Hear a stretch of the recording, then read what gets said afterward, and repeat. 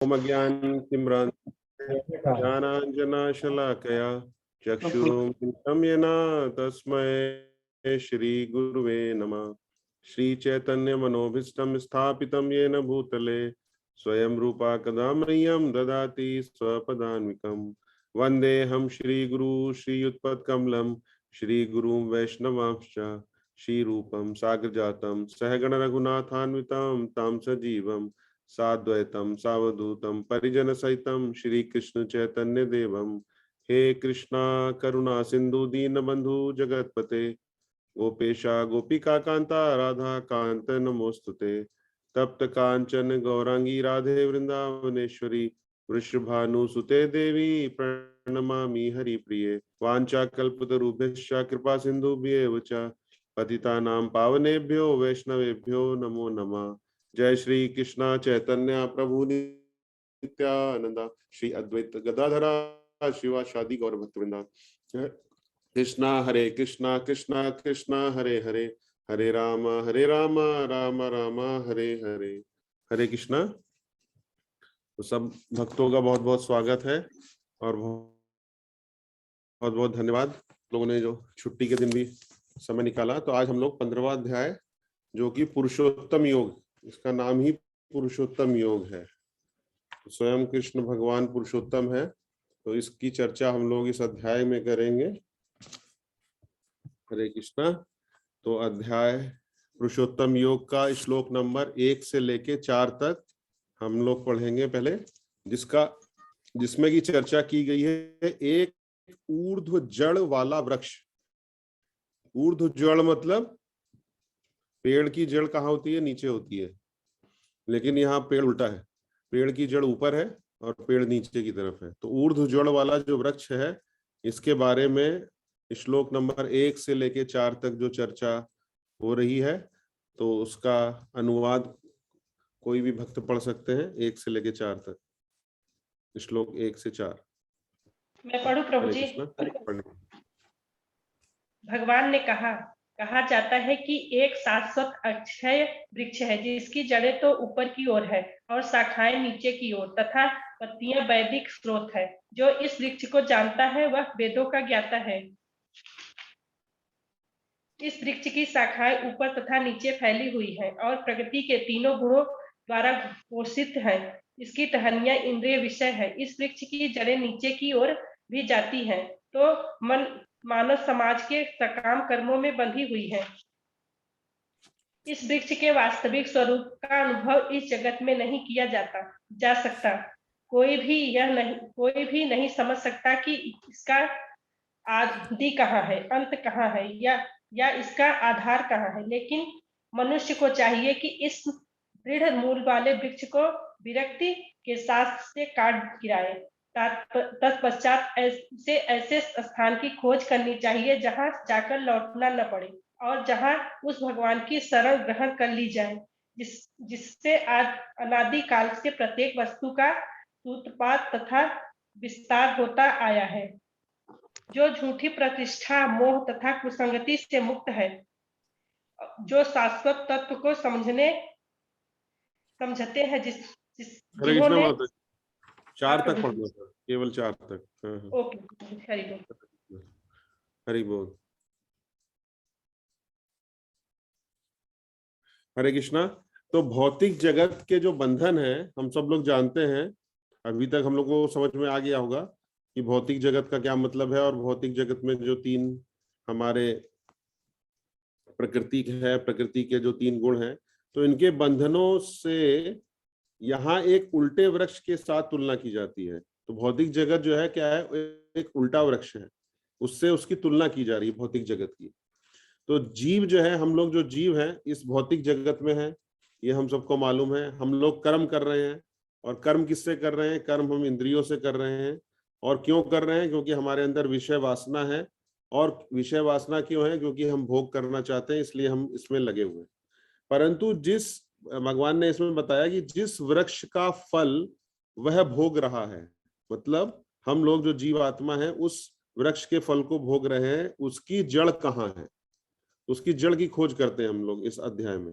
उसकी जड़ ऊपर की ओर है, अर्थात ब्रह्मांड की सर्वोच्च लोक ब्रह्मलोक है, और वहां भौतिक पदार्थ के तहत तत्व से जगत संसार विभिन्न प्रकार से प्रकट हुआ है। तो ये जो है, जो ब्रह्मलोक है, जो कि भौतिक लोक है, उसमें सबसे ऊपर है और उससे सब प्रकट हुआ है। ब्रह्मांड में सर्वप्रथम जीव कौन है? हम लोग जानते हैं ब्रह्मांड इसलिए नाम पड़ा क्योंकि ब्रह्मा जी हैं, और ब्रह्मा जी ही जगत रूपी वृक्ष की क्या है? जड़ है। ठीक है। और जिन्होंने क्या किया है, हम सब लोग जानते हैं ना, ब्रह्मा जी से ही समस्त जीव की सृष्टि हुई है। उसी वृक्ष की शाखाएं प्रशाखाएं कहाँ है? नीचे की ओर आती हैं, और एवं चतुर्दिक मतलब चारों दिशाओं में फैली हुई हैं। और निचले भागों में जीवों की विभिन्न योनियां हैं। विभिन्न योनियां जैसे मतलब पशु, घोड़े, बिल्लियां, कुत्ते आदि। और ऊपरी भाग में क्या है? देव, गंधर्व आदि उच्च योनियां हैं। और सब कोई इस ब्रह्मांड के भीतर है। तो जितनी भी ये सब हम लोगों ने चर्चा किया, सब ब्रह्मांड के भीतर हैं। और इस वृक्ष की जो टहनियां हैं वो क्या है? इंद्रियों के विषय है। विभिन्न गुणों के विकास से, है ना, हम लोगों ने गुणों की चर्चा किया, उसके विकास से हम विभिन्न प्रकार की इंद्रियों का विकास हमारे अंदर हो जाता है। और इन इंद्रियों के द्वारा हम क्या करते हैं? इंद्रिय विषयों का भोग में आसक्त रहते हैं। जैसे कि पहले चर्चा हुई है अध्याय में कि शब्द, गंध, ठीक है, रूप, रस और स्पर्श वृक्ष के क्या है? ये पल्लव हैं। और जो सहायक जड़ें हैं, आसक्तियां और विरक्तियां हैं। आसक्ति होती है, विरक्ति होती है ना हम लोगों को। और जो विभिन्न प्रकार के कष्ट तथा इंद्रिय भोग के विभिन्न रूप है ना। और वैदिक मंत्र क्या है? इस वृक्ष के पत्ते हैं, जिसके द्वारा क्या है? जीव कर्मकांड हम लोग सब जानते हैं, सकाम कर्मकांड आदि सकाम कर्म करते रहते हैं, और क्रमशः उन्नति करके ऊर्ध्वगामी बन सकते हैं। अगर हम प्रगति करेंगे तो ऊर्ध्वगामी ऊपर तक जा सकते हैं। और वेद पाठ का एकमात्र उद्देश्य क्या है? ठीक है, इसमें चर्चा हुई है कि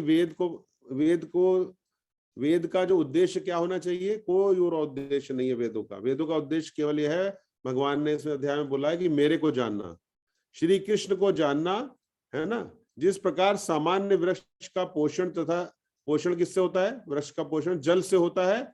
उसी प्रकार यह भौतिक जगत रूपी जो वृक्ष है वो किससे पोषित है? प्रकृति के 3 गुण जो हैं, तमोगुण, रजोगुण और सतोगुण, उनसे पोषित है। और जिस प्रकार जल के अभाव से क्या होता है? कोई भी जो जमीन है वो वीरान हो जाती है, और जल के अधिक होने से क्या है? जो जमीन है वो लहलहाने लगती है, फसल उसमें। तो ठीक उसी प्रकार जहां प्रकृति के किन्हीं विशेष गुणों का, है ना, तो विशेष गुण का अगर अनुपात में अगर अधिक हो जाते हैं तो उसी के रूप में जीवों को की योनियां प्रकट होती है। तो देखिए कितना स्पष्ट जो है इसमें बताया गया है कि ये सब किस प्रकार से हमारे चारों तरफ हमारी स्थिति क्या है, और हम कहाँ पर हैं, और जहां पर हम हैं वो किस चीजों से उसको समझना कितना आवश्यक है। तो ये सब जो है कितना स्पष्ट जो है यहाँ पे बताया गया है। तो वास्तव में क्या है? हमें इस प्रकार के उल्टे वृक्ष है ना, जिसकी चर्चा हुई है, उल्टा वृक्ष देखा है किसी ने? क्या हम लोगों ने नहीं देखा, क्योंकि होता ही नहीं है। लेकिन आप उस उल्टे वृक्ष को देख सकते हैं। कैसे देख सकते हैं? अगर आप किसी तालाब के किनारे जाके बैठ जाएं और उसके तालाब के किनारे कोई वृक्ष है, तो उसका जो प्रतिबिंब है ना, उसकी छाया, जो भी उसका मिरर इमेज है, वो आपको कैसे होगी? वो आपको अगर पानी के अंदर दिख रही है, ठीक है ना, तो पेड़ उल्टा हो जाता है। तो यही प्रभुपाद जी समझा रहे हैं, श्रील प्रभुपाद, कि हम किसी जलाशय के निकट जाएं तो हमें ऐसा वृक्ष देखने को मिल सकता है ना। जलाशय के अगर तट पर कोई वृक्ष उगा हुआ है, उसका जो प्रतिबिंब जल में पड़ता है, तो उसकी जड़ें कहाँ दिखाई देंगी? जड़ें जो है ऊपर की ओर दिखाई देंगी और शाखाएं नीचे की ओर दिखाई देंगी। तो ठीक उसी तरीके से हमको समझना चाहिए कि यह जो जगत है, भौतिक जगत रूपी वृक्ष है, यह आध्यात्मिक जगत में क्या है? असली है। और जो उसका हमें प्रतिबिंब दिखाई दे रहा है, वो यहाँ पे जो दिख रहा है, वो उसका भौतिक जो है वो उसका प्रतिबिंब है।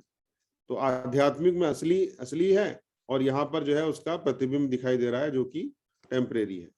तो इस आध्यात्मिक जगत का प्रतिबिंब कहाँ है? जल में रहता है। तो भौतिक इच्छाओं के कारण ही वास्तविक आध्यात्मिक जगत को भौतिक दृष्टि में विकृत नजर आता है। तो हमारे अंदर क्या है? भौतिक इच्छाएं हैं, उसी की वजह से ये सब जो है हमें जो है ये भौतिक जगत में जो कुछ भी है वो सारी विविधताएं नजर आती है। ठीक है, हमारी जो दृष्टि है वो विकृत हो गई है, विकृत हो रही है। तो भौतिक जगत में जो कुछ भी है वो सब क्या है, आध्यात्मिक जगत में यदि सारी विविधताएं ना रहती तो वे किस प्रकार से प्रतिबिंबित होते। अर्थात जो भी जो है आध्यात्मिक जगत में है उसी का प्रतिबिंब है, तो इसीलिए यहाँ पे उसका प्रतिबिंब दिखाई दे रहा है। तो कुछ भी ऐसा नहीं है भौतिक जगत में जो कि आध्यात्मिक जगत में नहीं हो, लेकिन ये जो है उसका प्रतिबिंब दिखाई दे रहा है हम लोगों को। जाने के लिए और आध्यात्मिक जगत क्या है, वो स्थायी है, शाश्वत, क्योंकि वह नित्य वस्तु है। तो आध्यात्मिक जगत क्या है, वो क्या है, वो जो ये नित्य नहीं है। तो जो विषयों की हमने बात करी है, तो विषयों के जो प्रति आसक्ति और कामना है उसकी पूर्ति के लिए जो कुछ भी किया जाता है वो क्या कहलाता है, हम लोगों ने चर्चा किया है, सकाम कर्म कहलाता है ना। और इस भौतिक बंधनों का मुख्य कारण क्या है, यही है कि हमारे अंदर आसक्ति है। और यहाँ पे ये भी कहा गया है कि जो विरक्ति है उसी की सहायता से हम जो है ये जो भौतिकता का जो वृक्ष, प्रतिबिंबित वृक्ष देख रहे हैं, उसको हम कैसे, विरक्ति अगर है तो हम उसको वृक्ष को काट सकते हैं, है ना। और भक्ति योग, जो भक्ति योग का विषय है, तो भौतिक विषयों के जो प्रति विरक्ति है ना, उसको कोई समझ नहीं सकता है। तो इसी विरक्ति के द्वारा ही हम इस पेड़ को काट सकते हैं और इस भौतिक जगत से हम जो है अपनी जो है उन्नति कर सकते हैं। लेकिन अनुसंधान करने मतलब रिसर्च करने से पता चलता है कि जो जीव के जो सृष्टा हैं, जीव के सृष्टा कौन है, अभी चर्चा हुई, ब्रह्मा जी हैं, है ना, को भी क्या है, गर्भोदक्षाय विष्णु ने उत्पन्न किया। और इस प्रकार जो परमेश्वर भगवान को आदि कारण जानकर एकांतिक रूप से उनकी शरण ग्रहण करने पर मनुष्य को कभी भी इस छद्म प्रतिबिंबित वृक्ष में वापस लौटना नहीं पड़ेगा। तो अगर हम लोगों को हम ज्ञान की चर्चा कर रहे हैं, ठीक है ना, आप लोग ध्यान से सुनिए, ये जो ज्ञान है बहुत ही आवश्यक है जानना, क्योंकि भगवान ने कहा है कि इसी ज्ञान से ही हम जो है ये जो वृक्ष है इससे जो है बाहर निकल सकते हैं। तो भगवान कृष्ण जो है वह आदि मूल है। आदि का मतलब क्या होता है, बिल्कुल शुरुआत में, और जहां से प्रत्येक वस्तु निकली है। और उस भगवान का अनुग्रह प्राप्त करने के लिए क्या है, हमें उनकी शरण ग्रहण करनी चाहिए। और शरण ग्रहण हम लोग कैसे कर सकते हैं इस भौतिक संसार में, भगवान का श्रवण कीर्तन, जो कि आप हम लोग कर ही रहे हैं, है ना, भगवत गीता को हम लोग सुन रहे हैं और श्रील प्रभुपाद जी का जो तात्पर्य है उसको पढ़ रहे हैं। तो इसके श्रवण और कीर्तन के द्वारा, है ना, जो हम लोग हरे कृष्णा का मंत्र जपते हैं वो कीर्तन कहलाता है, के द्वारा भक्ति करने के फलस्वरूप प्राप्त होती है ना। तो श्रवण और कीर्तन करना ही एक भक्ति करने का एक जो है माध्यम है। हरे कृष्णा। तो आगे जो भगवान ने चर्चा क्या करी है कि भगवत धाम प्राप्त करने की योग्यता, ठीक है ना। अगर कुछ भी हमें पढ़ाई करनी है तो पहले योग्यता पता होना चाहिए ना, कि एग्जाम पास करना है तो उसकी योग्यता भी जरूरी है ना। तो इसीलिए भगवान देखिए हम लोग कितने दयालु हैं, हमको बता रहे हैं कि भगवत धाम अगर आपको प्राप्त करना है, सब लोग कहते हैं भगवत धाम जाना है, लेकिन उसको प्राप्त करने की योग्यता भी तो पता होनी चाहिए पहले। तो जो योग्यता है वो आगे बताई जाएगी श्लोक नंबर 5 और 6 में। तो उसका अनुवाद कोई भक्त पढ़े। हरे कृष्णा प्रभु। हाँ जी, पढ़िए। जो झूठी प्रतिष्ठा, मोह तथा कुसंगति से मुक्त है, जो शाश्वत तत्व को समझते हैं, जिन्होंने भौतिक काम को नष्ट कर दिया है, जो सुख और दुख के द्वंद्व से मुक्त हैं, और जो मोह रहित होकर परम पुरुष के शरणागत होना चाहते हैं, वे उस शाश्वत राज्य को प्राप्त होते हैं। श्लोक नंबर 6। यह मेरा इसका श्लोक भी आप पढ़ सकते हैं, तो पढ़िए, बहुत अच्छा श्लोक है ये। निर्माण मोहा जित संग दोषा अध्यात्म नित्या विनिवृत्त कामा द्वंद्वैर विमुक्ता सुख सुख संगे गच्छन्त मूढ़ा पदव्यम तत्। हरे कृष्णा। हाँ, अगला पढ़िए प्रभु जी। 6ठा श्लोक है, वो भी बहुत अच्छा है। न ततः भासयते सूर्या न शांशक न पावका यतः गत्वा न निर्वर्तते ततधाम परमं मम। वह मेरा परम धाम। हम लोग गीता पढ़नी चाहिए, हाँ, जो पढ़ेंगे तो फिर और अच्छे से पढ़ सकते हैं आप। तो हम सब लोगों को जी ये सब। जो है पढ़ते रहना चाहिए। हाँ, पढ़िए प्रभु जी अनुवाद। वह मेरा परम धाम न तो सूर्य या चंद्र के द्वारा प्रकाशित होता है और न अग्नि या बिजली से। जो लोग वहां पहुंच जाते हैं वे इस भौतिक जगत में फिर से लौट कर नहीं आते। तो भगवान जो है क्या है, इस जगत के स्वामी है। लेकिन हम लोग जो है, जो बद्ध हैं, अपने जीवन अपने को क्या है, इस प्रकृति का स्वामी मान लेते हैं। यही हमारी जो है बीमारी का कारण है।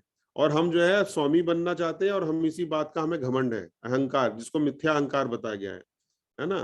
तो मनुष्य यहाँ आता है, कुछ काल के लिए रहता है, फिर चला जाता है। ठीक है, ये बात तो सत्य है। लेकिन क्या है, हमारी मूर्खता है। हम मूर्खता से क्या समझ बैठते हैं कि हम इस संसार के स्वामी हैं, है ना। जैसे प्रभु जी अभी आए थे, वो ये कह रहे थे कि हर आदमी ये सोचता है कि अगर जो है मैं नहीं रहूंगा तो अगले दिन सूरज नहीं उगेगा।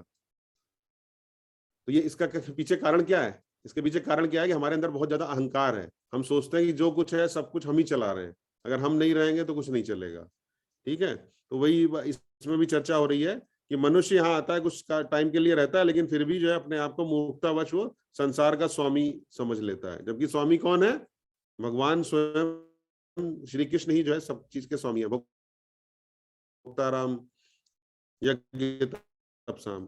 तो इस झूठे से हमें मुक्त होना, और इस मिथ्या अहंकार से मुक्त नहीं होने पर भगवान की शरण में नहीं जा सकते। देखिए, ये जो है सब जो है योग्यता बताई जा रही है भगवान के धाम को। जब तक हम अपने आप जो है स्वामी मानेंगे हर चीज का, तब तक जो है हम भगवान को जो है समझ नहीं सकते, और हम भगवान की शरण को नहीं प्राप्त कर सकते।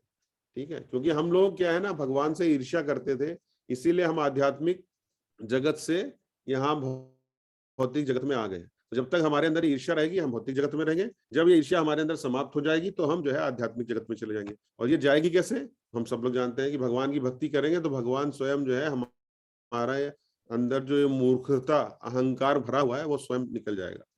तो मिथ्या अहंकार के कारण हम लोग बहुत ही जटिल परिस्थिति में पड़े हुए हैं। तो पहले तो हम लोगों को ये जो पढ़ रहे हैं भगवत गीता, इसका हमको पढ़ने से ये हमको ज्ञान होना चाहिए, रियलाइज होना चाहिए कि हम बहुत जटिल समस्या में है, जटिल स्थिति में है। ठीक है ना। हम लोग मानते नहीं इस बात को, पूछते हैं कैसे हो, बहुत अच्छे हैं, है ना। प्रभु जी आए थे, वो बोल रहे थे ना, केम छो मजा मचो। हम लोग मर भी रहे हैं तब भी, डेथ बेड पे हैं तब भी हम लोग बोलेंगे। तो पहले तो हम लोग को ये समझना पड़ेगा कि हमारी क्या स्थिति है। मनुष्य जो है भगवान की प्रकृति का स्वामी ना मानकर अपने को इस त्रिभुवन का स्वामी समझकर, है ना, हम अपने आप को स्वामी समझ लेते हैं और पृथ्वी को विभिन्न प्रकार से भोग कर रहे हैं।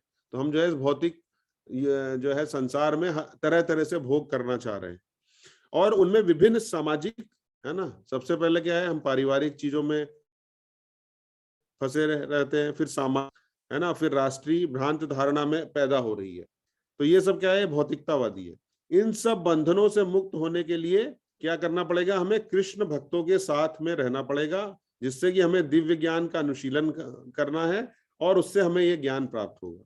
तभी यह अनुभूति होगी कि वस्तुतः हमारे साथ इस भौतिक जगत का से कोई संपर्क नहीं है। हमारा कोई संपर्क जो है इस भौतिक जगत से नहीं है, क्योंकि हम लोग आध्यात्मिक जगत में है। जैसे चर्चा हुई है पहले, कि आत्मा तो बिल्कुल शुद्ध होती है। हमको ये जो शरीर मिला है, क्यों मिला है? क्योंकि हम जो है इसमें बंधन में फंस गए हैं, भौतिकता में, 3 गुणों के कारण, जैसे अभी चर्चा हुई है। तो इस प्रकार से क्या है, सुख दुख हर्ष विवाद जैसे जो द्वंद्व कहलाते हैं, मतलब 2 तरह की स्थिति, सुख में दुख में हर्ष विषाद से क्या है, कैसे इन सब से मुक्त होना पड़ता है।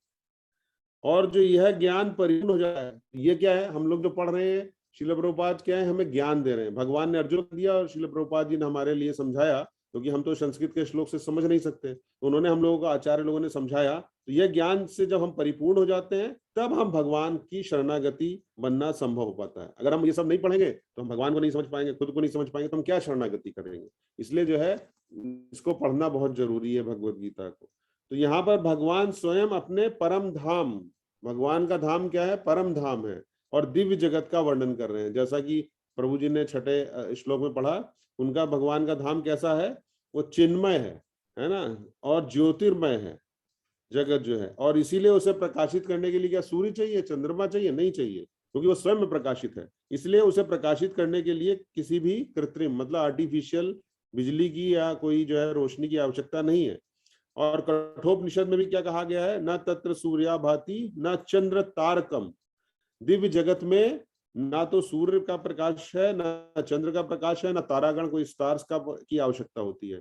तो वहां पे किस प्रकार से प्रकाश होता है, तो वहां पे जो है ब्रह्म ज्योति से प्रकाश होता है। और भगवान श्री कृष्ण का धाम कृष्ण लोक या गोलोक वृंदावन जैसा हम लोग जानते हैं, उससे ब्रह्म ज्योति जो है का तेज प्रकाश निकल रहा है, और उससे समग्र चिन्मय आकाश एवं चिन्मय जो है कोटि का जो ग्रह है, समन्वित वैकुंठ लोग हैं, सब के सब प्रकाशित उससे हो रहे हैं। तो इस तेज का एक अंश महत्व तत्व जो है भौतिक जगत से आच्छादित रहता है। और इस ब्रह्मांड में केवल एक लोक सूर्य है। तो हमारा ब्रह्मांड है, हम लोग सब जानते हैं, है ना, जो जियोलॉजी वाले लोग हैं वो लोग भी जानते हैं कि इस ब्रह्मांड में एक ही सूर्य है। और अलग अलग वो जो उसकी बात करते हैं ना, अलग अलग ब्रह्मांड है, सब में अलग अलग सूर्य हैं। तो ब्रह्मांड में केवल एक लोक सूर्य होता है और जो स्वयं से प्रकाशित होता है, इसलिए चिन्मय आकाश में सभी लोग स्वयं प्रकाशित होते हैं। तो यहाँ पे भगवान बहुत ही समझा रहे हैं हमें कि ये हम लोगों को जो दिख रहा है वो क्या, सूर्य दिख रहा है, हम लोगों को भगवान का लोक तो नहीं दिख रहा है। तो जैसे सूर्य है तो हम लोग क्या सोचेंगे अपनी बुद्धि से कि वहां भी कोई सूर्य होगा, उसी से भगवान का आध्यात्मिक जो है आकाश है वो प्रकाशित होगा। लेकिन ऐसा नहीं है। भगवान का जो वैकुंठ लोक कृष्ण लोक है, गोलोक वृंदावन है, वो भगवान की जो ब्रह्म ज्योति है उससे प्रकाशित रहता है। और जब तक जो जीव है इस अंधकारमय जगत में रहता है, तब तक वो क्या रहेगा, बद्ध रहेगा, बंधा रहेगा, बद्ध अवस्था में होता है। लेकिन जो ही वह भौतिक जगत रूपी मिथ्या, तो जैसा हम लोगों ने चर्चा की थी क्या, कि इस ज्ञान रूपी तलवार से जो है हम अपने जो है हमारी जो मिथ्या है उसको हम काट सकते हैं। तो भौतिक रूपी मिथ्या वृक्ष को काट कर क्या है, हम अपना चिन्मय जो आकाश है उसमें पहुंच सकता है, और तभी वह मुक्त हो सकता है। जो इस संसार में अत्यधिक आसक्त है ना, उसके लिए इस आसक्ति का छेदन करना भी दुष्कर, मतलब बहुत मुश्किल होता है ना। लेकिन अगर हम लोग भगवान को शरणागत होंगे, यदि कृष्ण की मृत को ग्रहण कर लेंगे, तो उसके छूटे जाने की संभावना बनती है। नहीं तो इसके अलावा कोई संभावना है नहीं कि हम जो है इस भौतिक जगत से निकल सकते हैं। तो केवल उसके बाद श्रील प्रभुपाद जी क्या बोलते हैं, तो ऐसा नहीं कोई केवल जो है गेरुआ वस्त्र, केसरिया वस्त्र आप जानते हैं ना, उसको पहनने से ही उसकी संसार की आसक्ति खत्म हो जाएगी। समझ रहे हैं? बहुत सारे ऐसे साधु लोग मिलते हैं जो खाली अपना वस्त्र पहन लेते हैं गेरुआ, तो ऐसा नहीं कि उसको पहनने से ही संसार की आसक्ति खत्म हो जाएगी, है ना। उस शाश्वत दिव्य धाम में पहुंचकर भगवान का प्रत्यक्ष सन्निधि मतलब भगवान के साथ जो है सन्निधि प्राप्त की जा सकती है, उसके अलावा और कोई रास्ता नहीं है। तो आगे का जो श्लोक है 7 से लेकर 9 तक, उस श्लोक में भगवान ने बताया कि श्री कृष्ण का शाश्वत अंश कौन है, जीव है। और जीव के भौतिक शरीर में Which one? Nitin Krishna Pillar, accountant through police Hare Krishna, Dubai Vishambhar Krishna Das, Hotel Mauritius Bal Krishna, Krishna Bhandari, Krishna Mangal Ras, Hare Krishna Krishna, Prem Prab, Krishna Prem Prabhuvan, Krishna Shreshta Mother. Hare Krishna, sorry कोई disturbance आ गया था बीच में। No problem, I won't. Just एक minute.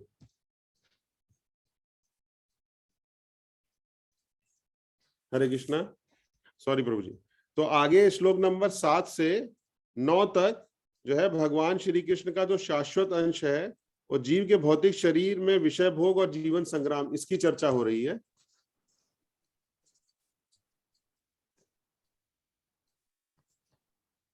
तो कोई भक्त लोग पढ़ेंगे इसको 7 से लेकर 9 तक।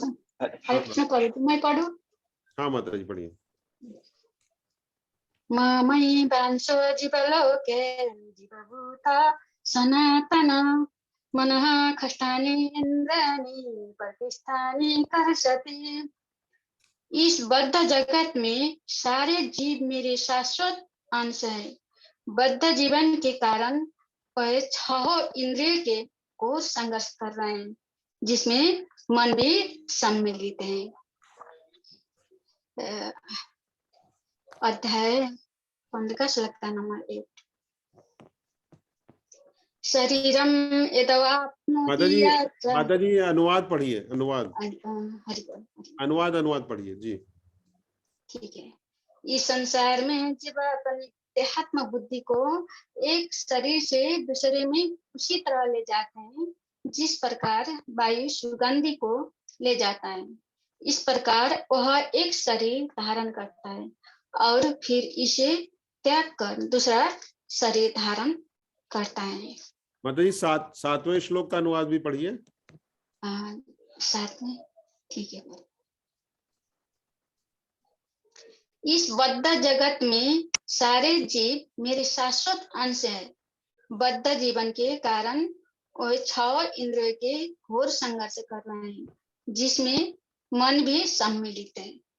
हरि बोल। अब सब 9 ठीक है पापा। इस प्रकार दूसरा स्थूल शरीर धारण करके जीव विशेष प्रकार का कान, आंख, जीभ, नाक तथा स्पर्श इंद्रिय त्वचा प्राप्त करता है, जो मन के चारों ओर संकुलित है। इस प्रकार वह इंद्रिय विषय के एक विशिष्ट समुच्चय का भोग करता है। हरि बोल। हरि कृष्ण। धन्यवाद माता जी। तो इस श्लोक में 7 से 9 तक जो चर्चा हो रही है उसमें क्या है कि भगवान श्री कृष्ण के यहाँ पे क्या है ना, जीवन का परिचय दिया जा रहा है, उनका जीवन परिचय दिया जा रहा है कि जो जीव है वो परमेश्वर का क्या है, सनातन रूप से सूक्ष्म अंश है। ममे वांशो जीव लोके, ठीक है। और भगवान के 2 रूपों में से प्रकट होते हैं। भगवान के 2 रूप होते हैं, एक स्वांश होता है, स्वांश मतलब अपना अंश, जीवांश मतलब उसको निजी विस्तार बोलते हैं, और दूसरा क्या है, विभिन्नांश। विभिन्नांश मतलब प्रकृतिकृत अंश।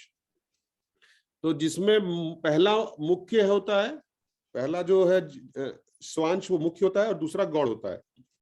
तो अपने स्वांश द्वारा जो प्रकट होते हैं उसमें कौन कौन है, उसमें भगवान राम, नरसिंह देव, विष्णु मूर्ति तथा बैकुंठ लोक के जो प्रधान देव हैं वो सब प्रकट होते हैं। और जो विभिन्नांश होता है, जो प्रकृतिकृत है, जो कि गौड़ है, उसमें से हम सब लोग जीव जो है वो सनातन है, वो सेवक होते हैं। तो देखिए कितनी बढ़िया यहाँ पे समझाया भगवान ने। तो प्रत्येक जीव क्या है, आत्मा रूप में अपना क्या है, व्यवस्थित मतलब पर्सनल जो है, सूक्ष्म स्वतंत्र होता है। तो हम लोग सब जानते हैं कि हम लोग सूक्ष्म हैं और स्वतंत्र हैं और भगवान के सनातन अंश हैं। तो ये हम लोगों को ये ज्ञान दिया जा रहा है। देखिए हम लोग सनातन अंश हैं लेकिन भगवान के क्या है, सूक्ष्म अंश है। और जीव कभी भी भगवान के साथ एकाकार नहीं हो सकता। तो ये जो बहुत सारे लोग जो उल्टा सीधा बोलते हैं उसको जानने का जरूरत है कि ऐसा कभी भी नहीं होगा कि हम भगवान में जाके जो है मिल जाएंगे। और अनादिकाल से जीव स्वतंत्र है। तो ये जो है कॉन्सेप्ट बहुत हम लोग को क्लियर होना चाहिए कि ना तो हम भगवान में जाके मिल सकते हैं, ना हम भगवान बन सकते हैं, हम भगवान के सेवक हैं। अनादिकाल से क्या है, हम जो है भगवान जीव जो है स्वतंत्र हैं, और हम भगवान की सेवा करके भगवान को प्राप्त कर सकते हैं। हमने भगवान की सेवा नहीं करी तो हम इस भौतिक संसार में आ गए। जब वह अपने स्वतंत्र मतलब जो हमारे को फ्रीडम मिली हुई है उसका दुरुपयोग करते हैं तो क्या होता है, वो भौतिक प्रकृति में बद्ध हो जाता है। जो कि हम लोग भौतिक प्रकृति में अभी बद्ध हैं, जेल में भेज दिया गया हम लोगों को। वहां पर हम अपने मन और क्या जो 5 इंद्रियां हैं उनसे क्या है, संघर्ष कर रहे हैं, है ना, ठीक है ना। तो इसमें लिखा हुआ है ना, मना षष्ठ इंद्रियाणी प्रकृति स्थानी कर्षति, है ना। हम कर्षति का मतलब हम लोग संघर्ष कर रहे हैं और रूप रस आदि का भोग कर रहे हैं। परंतु जब हम अपने स्वतंत्र का सदुपयोग कर भगवान की सेवा में रत हो जाएंगे तो हमारे को वही, इसीलिए तटस्थ शक्ति में बताया गया है, हम माया की सेवा करेंगे तो भौतिक संसार में रह जाएंगे, भगवान की सेवा करेंगे तो भगवान के धाम में पहुंच जाएंगे। तो भगवान के धाम को हम लोग लौट सकते हैं। ये कौन कह रहा है, हम लोग नहीं कह रहे हैं, है ना, ये भगवान स्वयं कह रहे हैं। देखिए भगवत गीता में, ठीक है, इसीलिए Bhagavad Gita as it is इसको बोला गया है। और मध्या निध्यान श्रुति में भी ये कहा गया है। तो श्रील प्रभुपाद ने जो है इसमें अलग अलग जो है शास्त्रों से इसका प्रमाण दिया गया है कि जब जीव अपने इस भौतिक शरीर को त्याग देता है और आध्यात्मिक जगत में प्रवेश करता है तो उसे पुनः आध्यात्मिक शरीर प्राप्त हो जाता है। तो बिल्कुल क्लियर है ना, हमारा जो शरीर है वो भौतिक है, इंद्रियों का बना हुआ है, उसमें मन भी है। हम लोग जो है इंद्रिय विषयों का भोग करना चाहते हैं, इसलिए हम भगवान के आध्यात्मिक जो है लोक से यहाँ पर आ गए हैं। और इस भौतिक लोक में हम जो है इसलिए फंसे हुए हैं। उसका कारण क्या है, क्योंकि हम जो है इंद्रिय भोग करना चाहते थे, इसलिए इंद्रिय भोग कर रहे हैं। हम यहाँ से वापस कैसे जा सकते हैं, क्या इंद्रिय भोग करके जा सकते हैं, नहीं जा सकते हैं। हम भगवान की सेवा करेंगे तो हम वहां पर जा सकते हैं। ठीक है, इससे वह भगवान का साक्षात्कार कर सकता है, मतलब वो भगवान के पास पहुंच सकता है, उनके आमने सामने बोल सकता है, सुन सकता है, और जिस रूप में भगवान उन्हें समझ सकता है, जिस रूप में भगवान है उनको समझ सकता है। जब भगवान का अंश होने के कारण गुणात्मक दृष्टि से भगवान के ही समान दोनों चिन्मय हैं, दोनों मतलब भगवान और हम दोनों चिन्मय हैं, परंतु हम क्या है, कृष्ण से विमुख दूर होने से जीव का जो चिन्मय स्वरूप है वो भौतिक आवरण द्वारा आच्छादित हो जाता है। तो हमारे ऊपर जो भौतिक आवरण आ गया है वो यही हमारी बीमारी का कारण है। और कृष्ण उन्मुख मतलब कृष्ण की तरफ अगर होंगे हम, तो जीव जो है पुनः अपने चिन्मय स्वरूप को प्राप्त कर लेता है, जो कि हमारा पहले स्वरूप था, और स्वयं आध्यात्मिक जगत में भगवान की सेवा में नियुक्त हो जाता है। तो हम भगवान की सेवा में वहां पर हम दोबारा से नियुक्त हो सकते हैं, जहां से कि हमको हटा दिया गया है। बहुत ही आसान शब्दों में देखिए श्रील प्रभुपाद जी ने हमको समझाया है। भौतिक जगत में बद्ध जीव क्रमशः एक शरीर से दूसरे शरीर में देहांतरण करता रहता है। देहांतरण मतलब शरीर बदलता रहता है, आत्मा तो वही है। जीवन भर अपने कर्म एवं चिंता धाराओं के अनुसार जो जैसी चेतना बनती है, हमको ये भी पता है कि जो जैसी हमारी चेतना होगी वैसा ही हमें शरीर मिल जाएगा। मृत्यु के बाद जीवात्मा वही चेतना लेकर दूसरे शरीर में प्रवेश कर जाता है। चेतना के अनुसार जीव जो है विभिन्न जो है देह धारण करता है। इसीलिए देखिए हम सब लोगों का देह अलग अलग है, शरीर अलग अलग है। उसके पीछे क्या कारण है ये भी यहाँ पे बहुत ही स्पष्ट बताया गया है। यदि वह सत्कर्म करके अपनी चेतना दैवी गुणों में स्थित करता है तो उसे देवता जैसा स्वरूप प्राप्त हो जाता है। ठीक है, लेकिन हम लोगों को देवता नहीं बनना है, हम लोगों को तो भगवान, ये देवताओं का भी जो है अंत होता है, तो हमको तो भगवान के आध्यात्मिक जो लोक है उसमें जाना है ना। और यदि वह कृष्ण भावनामृत में होता है तो वह आध्यात्मिक जगत में कृष्ण लोक में जाता है, और जहां उसका सानिध्य किससे होता है, श्री कृष्ण से होता है। और यदि वह मांस खाकर अपनी चेतना को कुत्ते बिल्ली के गुणों के समान कलुषित है ना करता है तो उसे कुत्ते या बिल्ली का स्वरूप प्राप्त होता है। सीधी सीधी बात है। इस प्रकार उसे अपनी 84 लाख यवनियां विभिन्न योनियों के विभिन्न शरीर धारण करने पड़ते हैं। तो चेतना को संपूर्ण रूप से, चेतना जो हमारे अंदर है उसको संपूर्ण रूप से गुण मुक्त करने का एकमात्र क्या है, उपाय है कृष्ण भावनामृत। हरे कृष्णा कृष्णा कृष्णा हरे हरे, हरे राम राम राम हरे हरे। तो ये हम लोग मंत्र क्यों जपते हैं, ये सब ये देखिए इसीलिए जपते हैं कि हमारा जो चेतना है वो जो है शुद्ध हो जाए। तो चेतना की शुद्ध अवस्था क्या है, वो कृष्ण की चेतना है। हमारी जो चेतना है वो कलुषित है, अगर हम कृष्ण की चेतना में लाएंगे तो हमारी चेतना शुद्ध हो जाएगी।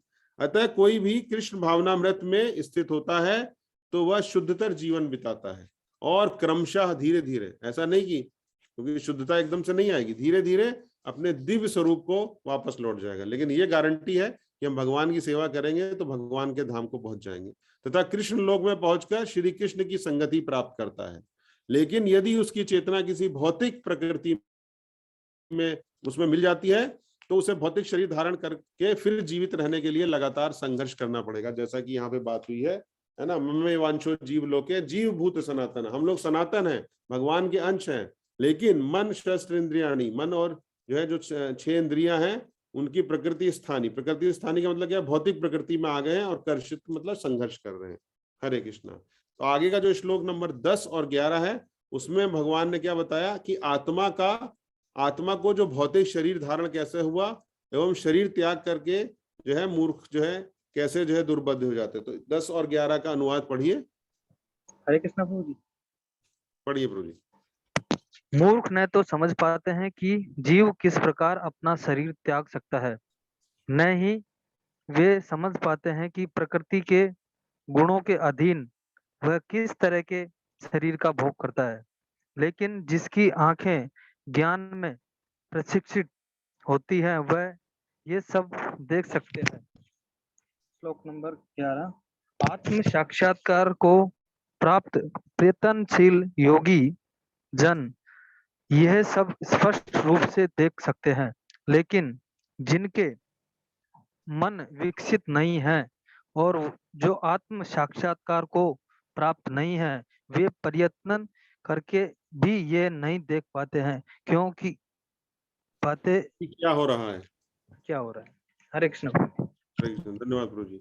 तो भौतिक प्रकृति या मोह माया द्वारा जो हम बंधे हुए हैं उसके कारण जीव यह नहीं समझ पाता है कि वह किस प्रकार से एक देह को त्याग करके दूसरी देह में प्रवेश कर रहा है, वह एक विशेष प्रकार के शरीर में क्यों रह रहा है, यह मूर्ख व्यक्ति जो है वो समझ नहीं पाता है। और ज्ञान के अलावा वास्तविक सत्य का दर्शन उसको जो नहीं हो सकता है। और ज्ञान चक्षु राष्ट्र अत्यंत महत्वपूर्ण है। मतलब ये जो है ज्ञान, इसीलिए ज्ञान का के द्वारा ही हम, पहले ज्ञान आएगा उसी के बाद आप भक्ति कर सकते हैं, बिना ज्ञान के भक्ति भी नहीं हो पाती है। तो जिसका ज्ञान चक्षु खुल गया है, जिसका आत्म साक्षात्कार हो चुका है, वही देख सकता है कि किस प्रकार भौतिक शरीरों का परिवर्तन हो रहा है, ठीक है, और अनेक आत्मा अपनी चिन्मय स्वरूप में नित्य आनंद महसूस कर रही है। जीव क्या है, अपने भौतिक शरीर के द्वारा, है ना, इंद्रिय तृप्ति करने का प्रयास के कारण, जैसे कि चर्चा हो रही बार बार, क्या है, इसी बहुत ही दुर्दशा स्थिति में पहुंचा हुआ है और गिर गया है अपने आध्यात्मिक स्तर से।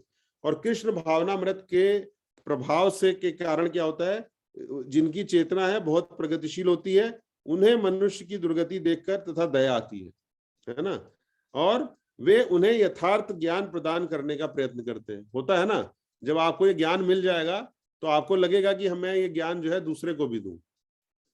और यथार्थ पथ पर ना चलने से क्या होता है, दिव्य आत्मा और उसके विभिन्न प्रकार के देह धारण करने के तत्व का उसके विभिन्न प्रकार के देह धारण करने का कोई समझ नहीं सकता। तो ये क्या है, हम लोगों ने क्यों ये देह धारण किया और हम लोग क्यों इस चक्र में फंसे हुए। ये जो ज्ञान है, ये ज्ञान को प्राप्त करना बहुत आवश्यक है। बिना इस ज्ञान के जो है अगर नहीं ज्ञान होगा तो हम क्या होगा, इसी तरीके से हम लोग चलते रहेंगे, हमें पता ही नहीं चलेगा, ठीक है ना। तो ये ज्ञान बहुत जरूरी है।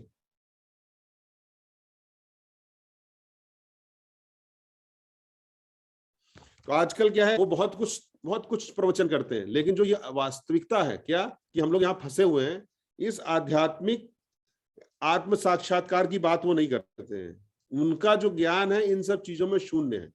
इसीलिए श्रील प्रभुपाद जी बोलते हैं कि हमें भगवान की जो असली भक्ति बताई गई है, जो असली ज्ञान बताया गया भक्ति करने का, मेरा तात्पर्य है, उसको जानना बहुत आवश्यक है। तो इधर उधर जो है जो चीजें हैं उसमें समय व्यर्थ नहीं करना चाहिए हम लोगों को। क्यों? क्योंकि यहाँ लिखा हुआ है उन लोगों को आत्म साक्षात्कार नहीं है क्या की जो हम लोग चर्चा कर रहे हैं। आत्म साक्षात्कार का मतलब होता है मैं कौन हूँ, मैं जानूं कि मैं कौन हूँ, मैं जीवात्मा हूँ, मैं बद्ध हूँ, है ना।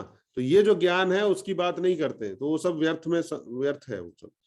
और वे केवल कुछ आसान आसनों में व्यस्त रहते हैं ना। बहुत सारी चीजें जो योग के नाम पे आसन कराते हैं, ये कराते हैं, और शरीर को सुगठित और स्वस्थ करते हैं। श्रील प्रभुपाद जी बता रहे हैं, उससे क्या होगा, उससे आप आध्यात्मिक उसमें जगत में पहुंच जाएंगे, जो कि हमारा मुख्य उद्देश्य है, वो नहीं होगा ना, प्राप्त नहीं होगा। तो शुद्ध भगवत भक्ति के प्रभाव से ही हम दिव्य चेतना का विकास होता है, जिससे सब कुछ विधिवत दर्शन किया जा सकता है। तो श्रील प्रभुपाद बता रहे हैं कि भगवान की भक्ति के द्वारा ही हम जो है भगवान के को प्राप्त कर सकते हैं। बाकी सब चीजें जो है, शरीर स्वस्थ कर लिया, योगा कर लिया, ये कर लिया, उससे कुछ हासिल होने वाला है नहीं। कुछ मतलब जो हमारा जो पर्पस ऑफ लाइफ है वो फुलफिल नहीं होने वाला है।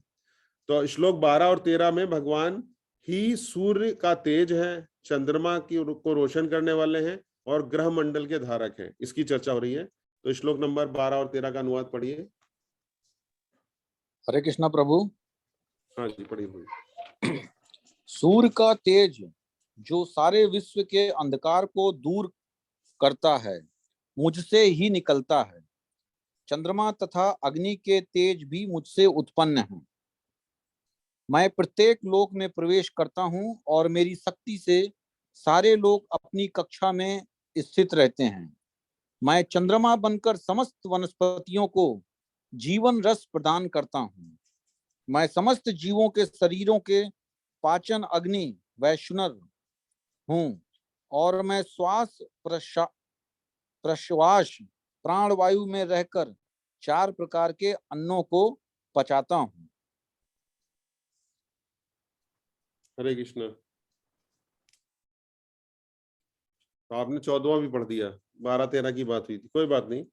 तो इस सूर्य का जो तेज है, जो चंद्रमा की रोशनी है, जो अग्नि का तेज है, वो क्या है, वो सब भगवान श्री कृष्ण से ही निकलता है, उद्भूत है। और जो अज्ञानी मनुष्य हैं, ठीक है, वह सब कुछ क्या सोचते हैं कि ये सब अपने आप ही हो रहा है। तो ये हमको जानने की आवश्यकता है। परंतु यदि भगवान की कृपा ना हो तो सूर्य, चंद्रमा और अग्नि का तेज भी संभव नहीं होगा, ये हमको मानना चाहिए। और सूर्य, चंद्रमा तथा अग्नि की सहायता के बिना कोई भी जीवित नहीं रह सकता है। इस प्रकार सोच विचार करने के माध्यम से क्या है, जीवन में कृष्ण भावना मंत्र का सूत्रपात होता है। क्या मतलब है, प्रभुपाद जी क्या बोल रहे हैं कि अगर हम लोगों को ये पता चलेगा, ये ज्ञान होगा, तभी हम सूर्य भगवान की जो है भक्ति में आगे बढ़ सकते हैं। कृष्ण भावना मंत्र का उद्गम कभी होगा, जब हमें पता चलेगा कि सब चीज के पीछे कौन है, सब चीज के पीछे कृष्ण ही है। और कई सारे सौर मंडल को लेकर एक ब्रह्मांड होता है, हम लोग जानते हैं, और प्रत्येक ब्रह्मांड में सूर्य केवल एक ही होता है, और वही सूर्य पूरे ब्रह्मांड को प्रकाशित करता है। ये सब हम लोगों ने जो है ज्योग्राफी में पढ़ा है। परम पुरुष भगवान की शक्ति से क्या है, सारे के सारे जो लोग हैं वो वायु में तैर रहे हैं, लेकिन सबके पीछे कृष्ण भगवान है। ये आपको भगवत गीता में ही नॉलेज मिलेगी, वो आपको ज्योग्राफी के बुक में नहीं मिलेगी ये नॉलेज आपको। और ब्रह्म संहिता है, ठीक है। ब्रह्म संहिता में भी क्या कहा गया है कि परमेश्वर का एक अंश परमात्मा लोकों में, सब ब्रह्मांड में, जीव में और पशु में, सब में परमेश्वर जो है प्रवेश करते हैं। अतएव उनके प्रवेश से ही प्रत्येक वस्तु ठीक से दिखती है। जब आत्मा होती है तो जीवित मनुष्य पानी में तैर सकता है। तो श्रील प्रभुपाद जी यही बता रहे हैं, है ना। अगर आप किसी डेड बॉडी को पानी में फेंक देंगे, तैरेगी क्या वो? तैरेगी मतलब, है ना, वो डूब जाएगी, तैरेगी नहीं वो।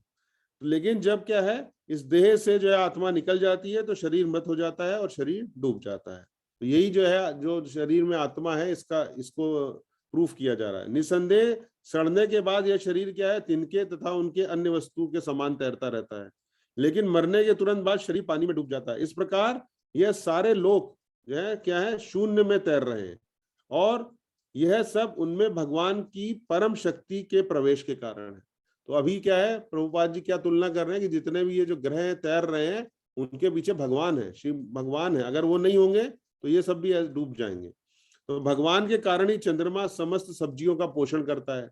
ये कौन बोल रहा है भगवत गीता में? स्वयं कृष्ण भगवान ऐसा बोल रहे हैं, ठीक है ना। चंद्रमा के प्रभाव से ही सब्जियां जो है स्वाद बनती हैं, और चंद्रमा के प्रकाश के बिना सब्जियां ना तो बढ़ सकती हैं और ना ही वो स्वादिष्ट हो सकती हैं। वास्तव में क्या है, मानव समाज की कृपा, भगवान, मानव समाज का जो है उसमें भगवान, वो सब भगवान की कृपा से ही चल रहा है, ठीक है। जो हम लोग सुख से रहते हैं और भोजन का आनंद लेते हैं। तो ये भी जो है भगवान ने देखिए अपने बारे में बताया इसमें। हरे कृष्णा। तो आगे प्रभु जी ने पढ़ा श्लोक नंबर 14 और 15। इसमें जो चर्चा हुई है, किस विषय की चर्चा हुई है कि जीव की स्मृति, मतलब जो हम मेमोरी और फॉरगेटफुलनेस, स्मृति और विस्मृति के व वेदों के द्वारा, ठीक है, किस चीज को जानना चाहिए हमें। हम वेदों की सब लोग जानते हैं, वेदों की बात करते हैं, लेकिन वेदों का जानने का जो कारण है, उसकी जो है वो क्या होना चाहिए, और वेदों का संकलन करता कौन है। तो ये सब जो चर्चा हुई है वो 14वां श्लोक और 15वां श्लोक में जो है इसके बारे में बात हुई है। सर्वस्य चाहम हृदय सन्निविष्टो मत्तम स्मृति ज्ञान अपोहनम च वैदेश्च सर्वेर अहमेव वेद्यो वेदांत कृत वेद विदेव चाहम। हरे कृष्णा। तो 15वां श्लोक का अनुवाद पढ़िए। हरे कृष्ण प्रभु जी। मैं कृष्ण। मैं प्रत्येक जीव के हृदय में आसीन हूँ और से स्मृति ज्ञान तथा विस्मृति होती है।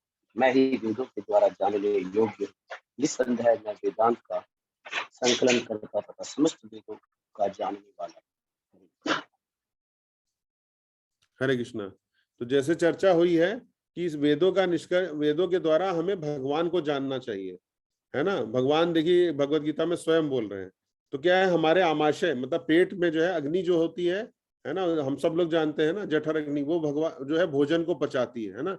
आयुर्वेद शास्त्र में भी इसका वर्णन किया गया है क्या, कि परमेश्वर जो है, जो हमारे पेट के अंदर अग्नि है, वो भी भगवान से ही आती है। परमेश्वर अग्नि रूप में हमारे आमाशय के भीतर स्थित है और समस्त प्रकार के अन्न को पचाते हैं। जब तक भगवान पाचन में सहायता नहीं करते, तब तक जो है हमारे खाने की कोई संभावना नहीं है, ठीक है ना। इस प्रकार ही अन्न को उत्पन्न करते हैं, जैसा कि पहले चर्चा हुई है, और वही जो है अन्न को पचाते हैं, और उनकी कृपा से ही हम जो है जीवन का आनंद उठा रहे हैं। परमेश्वर जो है परमात्मा के रूप में प्रत्येक जीव के हृदय में स्थित है, ठीक है। ये हम लोग पहले भी चर्चा कर चुके हैं और उन्हीं के कारण सारे कार्य प्रेरित होते हैं, वही हमें कार्य करने के लिए प्रेरित करते हैं। और जो हम गलत काम करते हैं, ऐसा भी प्रश्न आ सकता है, तो गलत काम हम अपनी जो है जो स्वतंत्रता भगवान ने हमको दी, हम उसके कारण होता है सब। तो वे सब जो है मतलब भगवान सबके कार्यों के साक्षी हैं। ये भी चर्चा हम लोग कर चुके हैं पहले अध्याय में कि जो हमारे अंदर परमात्मा है वो हर चीज का साक्षी है ना। आप कुछ भी गलत काम करके नहीं बच सकते। जीव अपने विगत कार्यों के अनुसार कार्य करना प्रारंभ करता है, ठीक है। इसके लिए भगवान उसे आवश्यक ज्ञान और विस्मृति प्रदान करते हैं। तो यहाँ पर क्या है, स्पष्ट कहा गया है कि श्री कृष्ण ही वेदों द्वारा जानने योग्य हैं। मतलब वेदों का जो पर्पस है वो यही है कि भगवान को समझो, भगवान कौन है जानो, नहीं तो वेदों का और कोई पर्पस नहीं है, ठीक है ना। वेद भगवान कृष्ण विषयक ज्ञान प्रदान करते हैं। मतलब वेद जो है भगवान कृष्ण से संबंधित जो ज्ञान है उसको प्रदान करते हैं। और अपने अवतार व्यास देव के रूप में ही कृष्ण ही वेदांत सूत्र को संकलित करते किया हुआ है, जैसा कि हम लोग जानते हैं श्रीमद् भागवतम जो है, जिससे जीव इस भौतिक जगत के बंधनों से मुक्त होने के लिए आवश्यक ज्ञान प्राप्त कर सके। तो ये भी भगवान की बहुत बड़ी, क्या कहना चाहिए, कृपा है, जो भगवान ने हमको भगवत गीता, भागवतम और जो ये शास्त्र दिए हैं, जिनके द्वारा हम पढ़ के क्या करेंगे, इनके द्वारा पढ़ के हम भगवान के बारे में ज्ञान प्राप्त कर सकते हैं, आवश्यक ज्ञान प्राप्त कर सकते हैं। भगवान इतने पूर्ण हैं कि बद्ध जीवों के उद्धार के लिए, हम जैसे बद्ध जीवों के उद्धार के लिए वे उसके अन्न के प्रदाता एवं पाचक हैं, है ना। और उसके कार्यकलापों के साक्षी हैं और वेदों के रूप में ज्ञान को प्रदान करने वाले हैं। और समस्त वेदों और पुराणों में भगवान की ख्याति वर्णित है। सब के सब जो वेद हैं उसमें भगवान की ख्याति, भगवान की जो महिमा है उसको बताया गया है। वेदों का उद्देश्य क्या है ना। आप कुछ भी करते हैं तो उसका उद्देश्य होना चाहिए ना। आप ये कोर्स कर रहे हैं, क्यों कर रहे हैं? क्योंकि हम लोग अपनी आध्यात्मिक प्रगति चाहते हैं, है ना। तो वेदों का उद्देश्य क्या है? केवल श्री कृष्ण को समझना है। वैदिक अनुष्ठानों के फलस्वरूप जीव भगवान को समझकर भगवत धाम में वापस लौट जाने की योग्यता अर्जित करता है। तो यही योग्यता जो हम कैसे अर्जित हो सकती है ना, हम जो है इसी ज्ञान के द्वारा, हम जो है ये ज्ञान के द्वारा ही हम भगवान को समझ सकते हैं।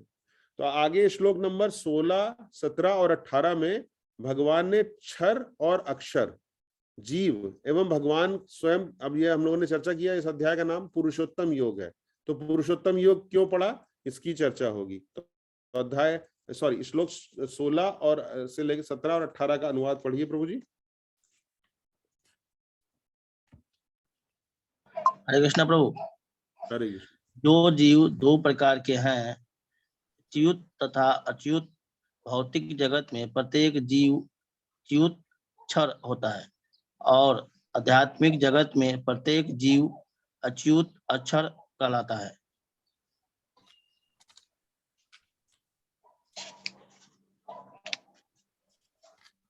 आगे बढ़िए 17वां। ओके प्रभु। जो कोई भी मुझे 16,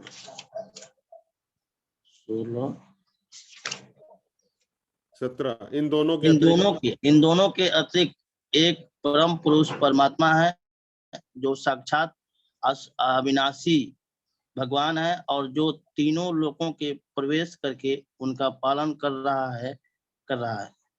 हरे कृष्णा। आगे बढ़िए 18। जो कोई भी मुझे संशय रहित होकर, नहीं इससे नहीं, 18वां, आप 19 पढ़ रहे, 18 पढ़िए। 18 जी। चूंकि मैं क्षर तथा अक्षर दोनों के पूरे हूँ और चूंकि मैं सर्वश्रेष्ठ, परे हूँ, चूंकि मैं सर्वश्रेष्ठ हूँ, अतः एवं मैं इस जगत में तथा वेदों में परम के रूप में विख्यात हूँ। हरे कृष्णा। हरे कृष्णा जी।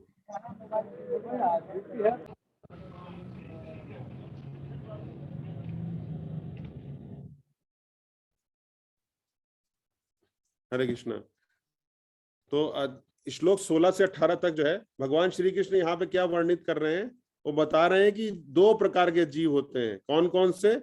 क्षर और अक्षर। जिसमें से एक प्रकार के जीव जो है परमेश्वर से एकत्व स्थापित कर लेते हैं।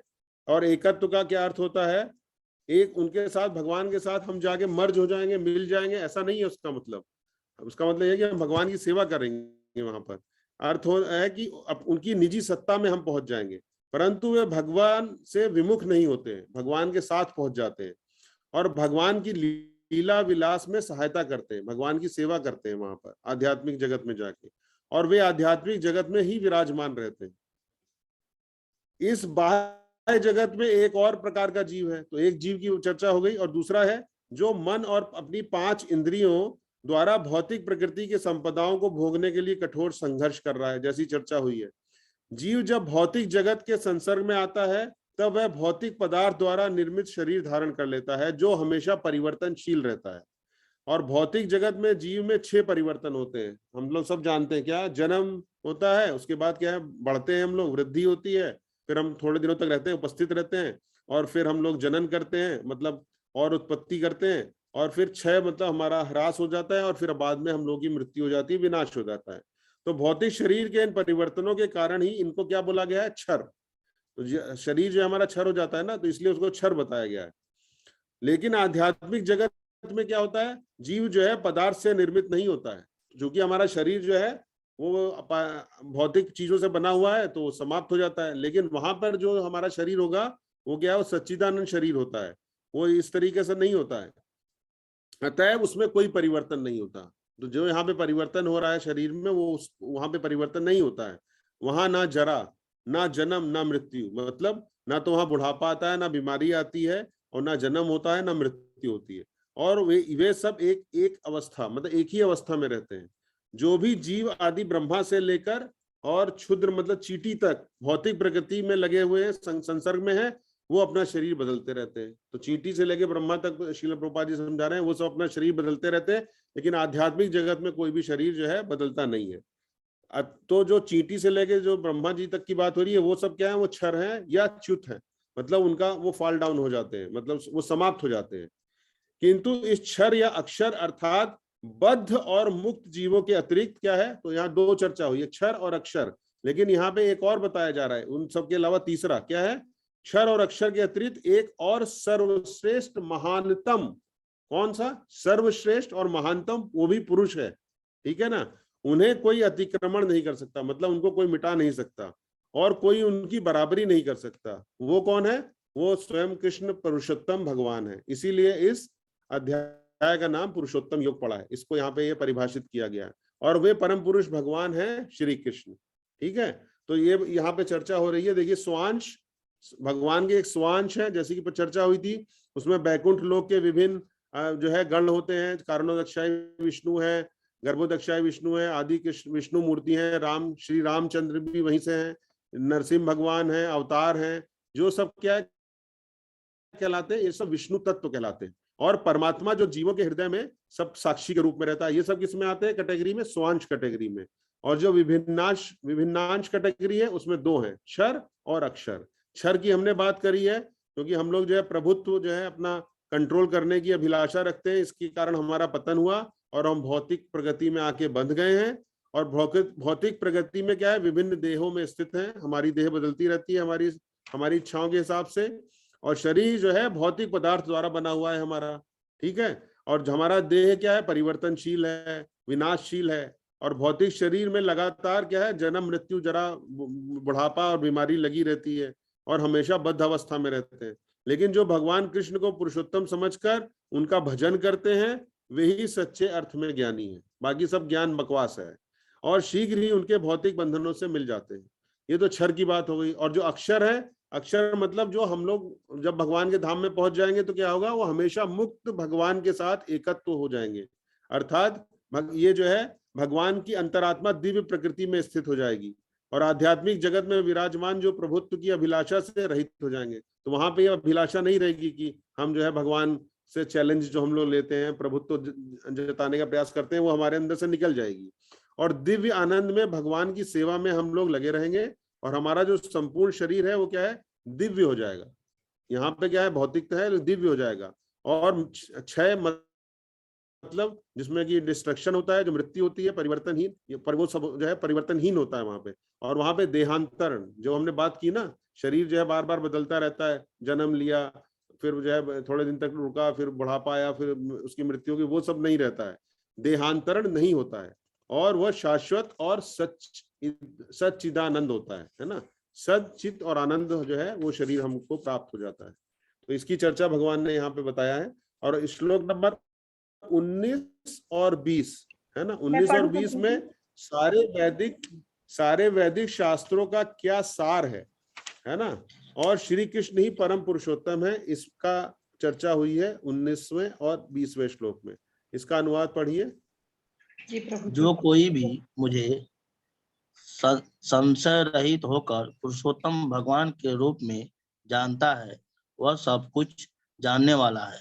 अतः एवं हे भरत पुत्र, वह व्यक्ति मेरी पूर्ण भक्ति में रत होता है। 20वां पढ़िए। हे अनघ, हे वैदिक शास्त्रों के सर्वाधिक गुप्त अंश हैं, जिसे मैंने अब प्रकट किया है। जो कोई इसे समझता है वह बुद्धिमान हो जाएगा और उसके प्रयास पूर्ण होंगे। हरे कृष्णा। तो क्या है, अनेक जो दार्शनिक है, जो पंडित बनते हैं अपने आप को, वो जीव तथा भगवान की स्वाभाविक स्थिति के विषय में अपने मनमानी, जो अपना मनमाना है वो अनुमान लगाते हैं। तो हाँ, यहाँ पर हम लोग कोई मनमानी चर्चा नहीं कर रहे हैं, जो भगवान ने भगवत गीता में लिखा है हम उसी की चर्चा कर रहे हैं। किंतु क्या है, इस श्लोक में भगवान ने बिल्कुल स्पष्ट रूप से बताया है कि वह सारी वस्तुओं के ज्ञाता है। भगवान क्या बोल रहे हैं, मैं सारी वस्तुओं का जानकार हूँ, ज्ञाता हूँ, और वही सबसे अधिक बुद्धिमान है, और यही सारे के सारे वैदिक शास्त्रों का सार तत्व है ना। किताबी ज्ञान द्वारा इस परम ज्ञान को नहीं जाना जा सकता। इसीलिए क्या है, साधु, गुरु और वैष्णव की कृपा प्राप्त करना आवश्यक है, एवं विनीत भाव से निसंदिग्ध, कोई हमारे अंदर कोई जो है कोई उस पर डाउट नहीं होना चाहिए। जब हृदय से हम भगवत गीता का ज्ञान प्राप्त करेंगे तो ये हमको ज्ञान प्राप्त होगा। और क्या कहा गया है यहाँ पे कि जो समझ सकते हैं कि श्री कृष्ण ही क्या है, पुरुषोत्तम है, पुरुषों में उत्तम है, सबसे उत्तम पुरुष वही है, वे भगवान की सेवा में रत हो जाते हैं, क्योंकि भगवान की सेवा के द्वारा ही हम भगवान को प्राप्त कर सकते हैं। और भक्ति आध्यात्मिक ज्ञान की एक विधि है, जिसको कि हम लोग जानते हैं क्या है, विधि भक्ति योग है, उससे ही पूर्ण तत्व ज्ञान को प्राप्त किया जा सकता है। तो हमारा जो हृदय है उसमें जैसा कलुषित है, उस कलुषित मन को हम लोग भगवान के नाम के द्वारा जब माला जपेंगे तो शुद्ध होगा, तभी हम भगवान को प्राप्त कर सकते हैं, भगवान को समझ सकते हैं। जहां भी भक्ति होती है भौतिक कल्मश नहीं रहता है। तो भक्ति करेंगे तो भौतिक कल्मश जो हमारे हृदय में है, हमारे में है, तो वो हट जाएगा। और भगवान की भक्ति और स्वयं भगवान है, एक ही है। भगवान की भक्ति और भगवान में कोई अंतर नहीं है, क्योंकि दोनों ही आध्यात्मिक है। और भगवान क्या है, सूर्य के समान है, और अज्ञान क्या है, वो अंधकार के समान है। ठीक है, जहां सूर्य आ जाएगा वहां अंधकार रहेगा क्या? जब सूर्य आ जाता है तो अंधकार नहीं रहता है ना। इसी प्रकार से जब ये ज्ञान आ जाएगा तो फिर जो हमारे अंदर अंधकार है वो दूर हो जाएगा, और वहां अंधकार का प्रश्न ही नहीं उठता है। ठीक है, अतः जब हम प्रामाणिक गुरु के मार्गदर्शन में, प्रामाणिक गुरु कौन कहलाता है? जो कि कृष्ण की को जानता है, जो कृष्ण जो चैतन्य महाप्रभु ने बोला, जो कृष्ण तत्व को जानता है वही गुरु बन सकता है। ठीक है, प्रामाणिक गुरु के मार्गदर्शन के अंतर्गत भक्ति की जाती है तो अज्ञान का प्रश्न ही नहीं उठता है। अतः भौतिक पदार्थों के जो प्रति मिथ्या आसक्ति है, हम अभी क्या समस्या है, भौतिक पदार्थों के प्रति जो मिथ्या आसक्ति है, और हमारी समस्या क्या है, प्रकृति पर हम प्रभुत्व है ना जताने का जो हमारे अंदर इच्छा है, इन हृदय की दुर्बलताओं को हम जब तक नहीं त्यागेंगे तब तक जो है परम पुरुषोत्तम भगवान कृष्ण की सेवा में हम नियुक्त नहीं हो सकते। और एवं शुद्ध भक्तों के संग में रहकर संपूर्ण रूप से हम जो है कृष्ण भावना को ग्रहण कर सकते हैं। तो यही जो है इस जो है पुरुषोत्तम योग में हम लोगों ने देखिए अच्छे से समझ लिया कि भगवान को क्यों पुरुषोत्तम कहा गया है, हमारी क्या स्थिति है, भौतिक जगत क्या है ना। तो इसका जो अध्याय का जो समरी है यही है, इस अध्याय में भगवान श्री कृष्ण ने सबसे पहले क्या बताया, भौतिक जगत के स्वरूप है ना, जो इसका भौतिक जगत का क्या स्वरूप है ना, उसमें पुरुष क्या है या जीवन का क्या स्वरूप है, और दोनों जगत में क्या स्थिति है, भौतिक जगत और आध्यात्मिक जगत की स्थिति है उसकी बात की। एवं जीव या पुरुष जो है वर्ग के ऊपर जो विराजमान है ना, पुरुषोत्तम तत्व का क्या है उसका वर्णन किया है।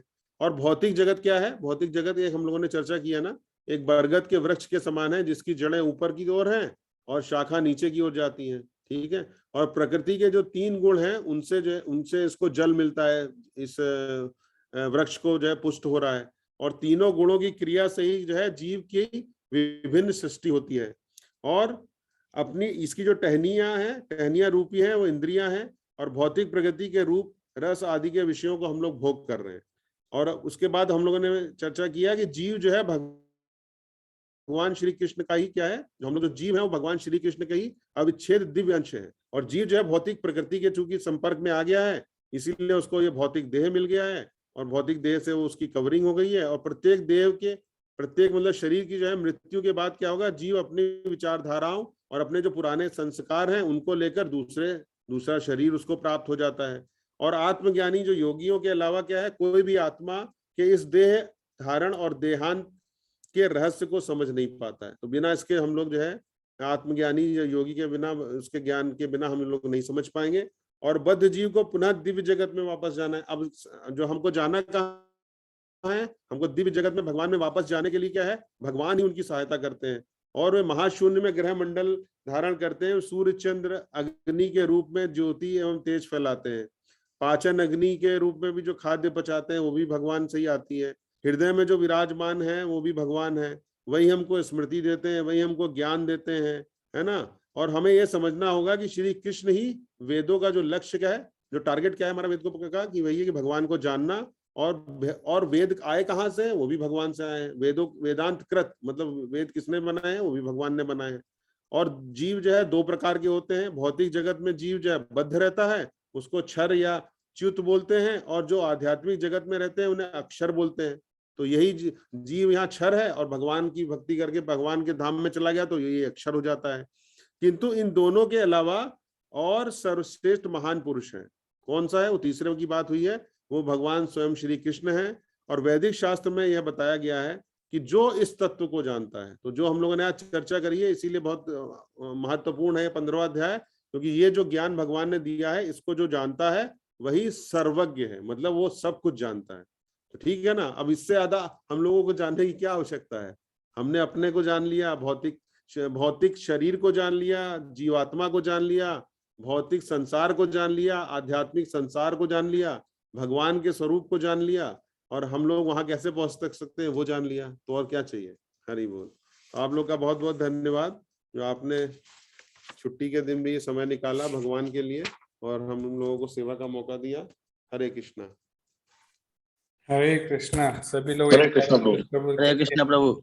हरे कृष्णा का जाप करेंगे। हरे कृष्णा हरे कृष्णा कृष्णा कृष्णा हरे हरे हरे राम राम राम राम हरे हरे। हरे। सभी